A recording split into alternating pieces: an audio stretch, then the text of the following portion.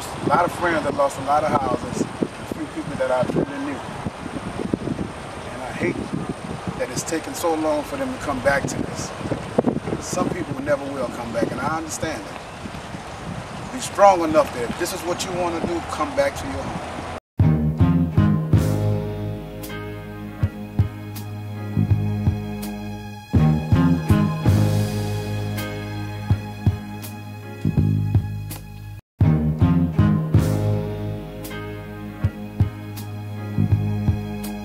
You can see here, it's interesting that on 9-2 they checked, and the bottom number under the X, 0, no persons. But they came back on 11-7 and checked and found one body.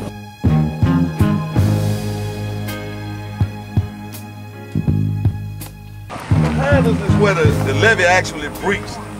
The water, through the water force, because it was like funneled in, it moved all these houses off of their foundation. On the news, they were showing people walking up out of the flood up by the Superdome. But if you look at, as the backdrop, there's the levee, there's the bridge that comes to the Lower Ninth Ward. The skyline of downtown New Orleans is about 7 or 8 miles away. We are standing where I'm standing was 20 feet of water. These people were trapped. There was no way that they could even get to the bridge because the water coming from the canal that's right behind the concrete walls was pushing everything in this direction. And the houses then came off of their foundation. The area that we're standing in that was devastated, the Lower Ninth Ward, goes about 20 miles in that direction. And it goes about another 5 miles over to the river in the direction that I'm pointing. This is equivalent to some cities. And if you look, almost everything is gone.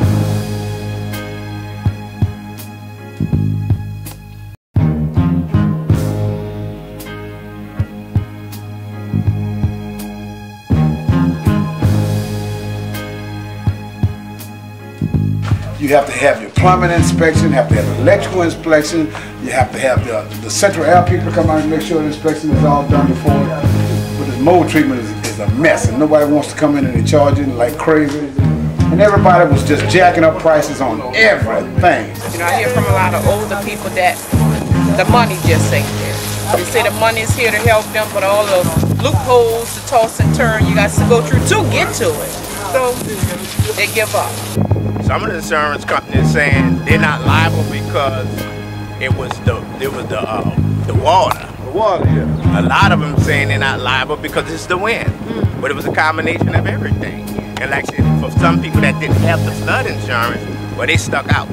The insurance company's not doing anything for them. They're gonna say you didn't have flood insurance, even though you may have had your home insurance insured for 20, 30, 40 years, and you paid into this insurance. Well, when you need them, well, that's it. They're not there for you. Our community has a clear view of what they will do and what they won't. They're not here to make it easy for us. Right now, I guess I'm a little emotional because you guys are so involved in what's going on in mine. And that is so touching to me. And I just love you guys. And every time I show this, people that come away, because they don't show this on the media, they don't show the truth of what's really happening here. They show you guys how the city is coming back up like there's not a need here. So I enjoy bringing people to let them know this is not over. It's far from being over. And people need help. Even if it's just watering down the lady's sidewalk or breaking her garden here or whatever it is. So I'm just overwhelmed.